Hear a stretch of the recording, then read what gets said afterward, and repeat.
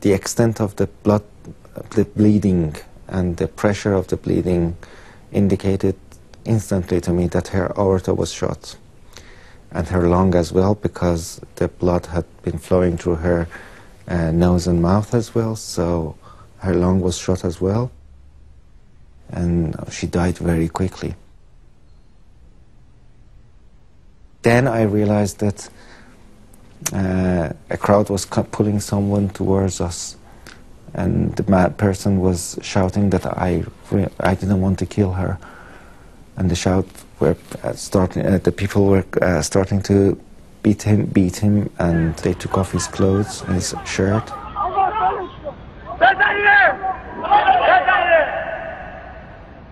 Then they started discussing what to do with him. They searched his body. They took out his wallet, they took out his ID cards and started shouting, he's a Basij member, he's one of them.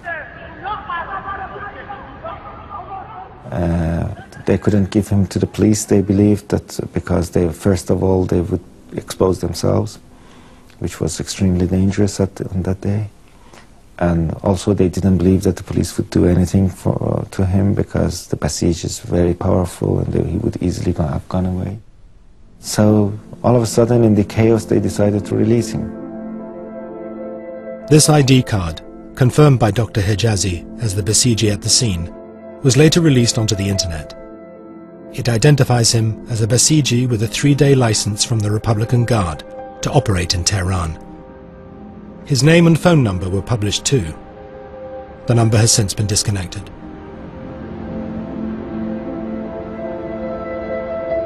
When my father opened the door and saw me full in blood, he thought that something had happened to me and he was scared.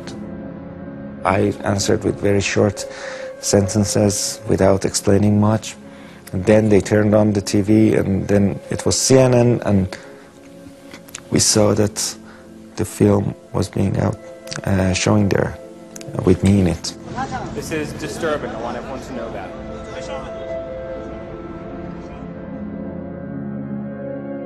In the hours since her death, Neda's video had been uploaded onto a computer, posted on YouTube, and was soon seen all around the world.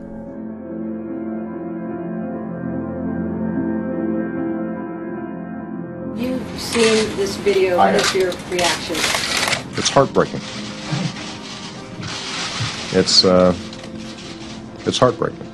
And I think that anybody who sees it knows that there's something fundamentally unjust about that. She was the first person who lost her life in the events and was identified. Somebody was calling her Neda, Neda, and she found the name. So quickly she became like a symbol of all victims of the events.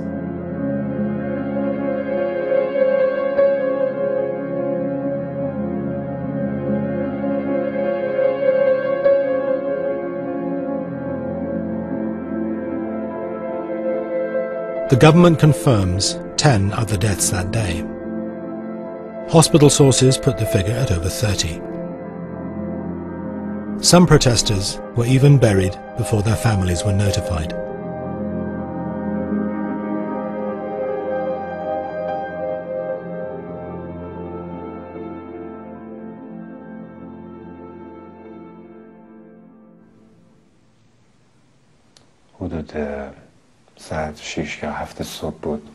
It was around 6 or 7 in the morning when my mobile started ringing. I saw it was Neda's number.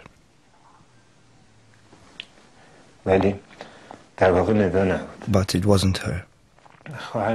It was her sister, saying, Caspian, Neda is gone. I couldn't understand what she meant.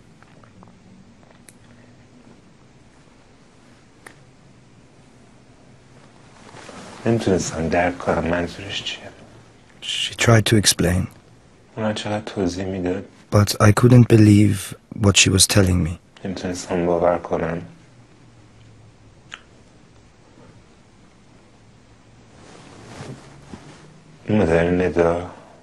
Neda's mother got on the phone.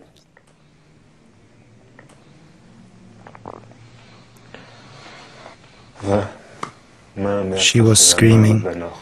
I couldn't control myself. I started screaming too.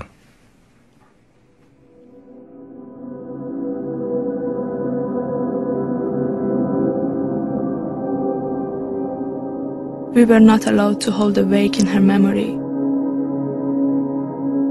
We weren't allowed to put up a notice on a local board to announce her death. None of the mosques would take us. None of the halls or restaurants would give us a place to hold a ceremony in Neda's memory. They wouldn't let us.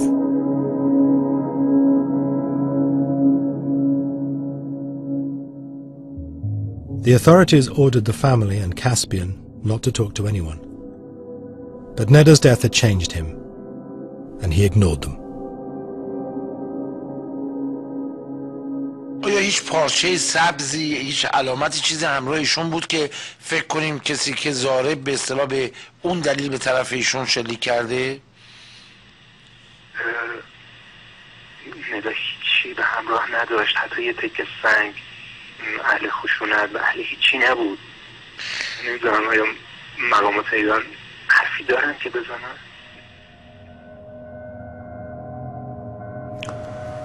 در این حال آماده بودم.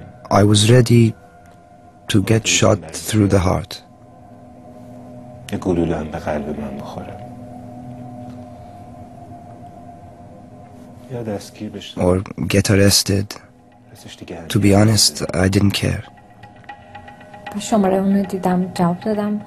I saw his number and answered it. He was speaking very quietly. It was obvious he had his hand next to the speaker so nobody could hear. He whispered, "They are outside my house. They've come to get me."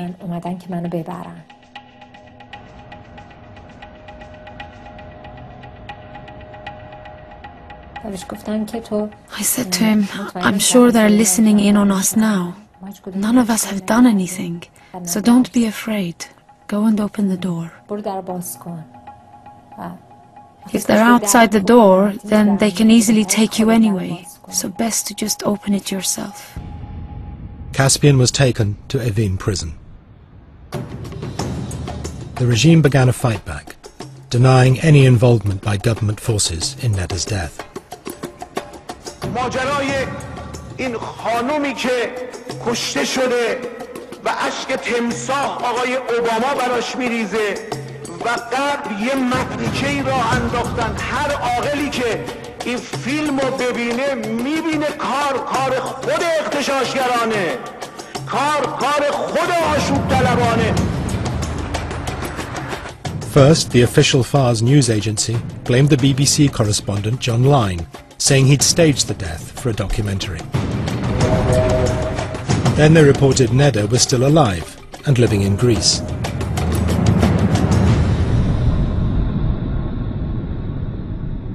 A few days later, after being arrested and interrogated, Neda's music teacher was taken back to the scene of the crime by state TV. در گزارشی زوایای دیگر این موضوع رو با هم نگاه می‌کنیم. زیکان خانم آقا سلطان نیز به این مسئله حساس هستند. اینجا 20 نفر آدم ایستاده بودن، خبری از تظاهرات نبود. اومدیم از عرض خیابون رد شدیم که بریم اونجا سوار ماشین بشیم. رسیدیم دقیقاً اینجا تیراندازی نبود، یعنی مأموری هم تو این خیابونه نبود.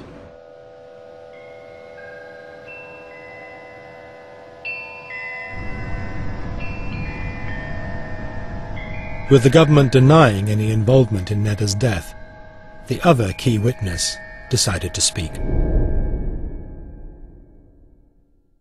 Every life a moment comes that the integrity of some person would be tested. And I realized on that day that this was the moment in my life that I had to choose whether to keep myself safe or prove my integrity.